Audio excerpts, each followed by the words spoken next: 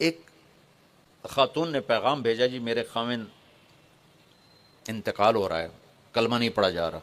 صحابی علقمہ رضی اللہ تعالیٰ عنہ.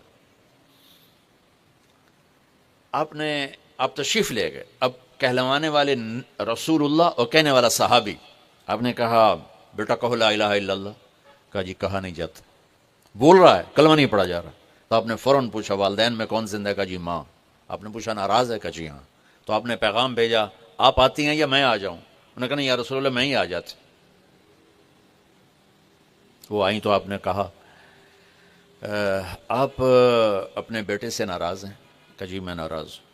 کیا ناراضگی؟ اب سننا ذرا کیا ناراضگی ہے.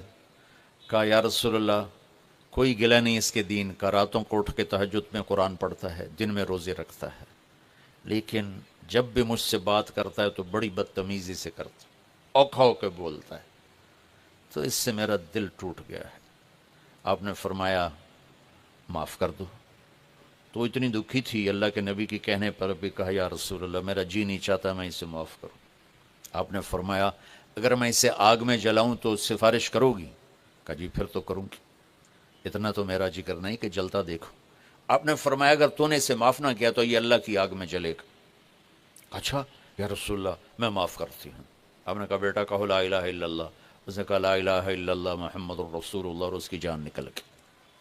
پھر آپ نے اس کا جنازہ پڑھایا، قبر میں اتارا، اور پھر یہ اعلان کیا جس نے ماں باپ کو تنگ کیا اس پہ اللہ کی لعنت، فرشتوں کی لعنت، زمین آسمان کی لعنت. نہ ان کی نماز قبول ہے، نہ روزہ قبول ہے، نہ اس کا صدقہ قبول ہے.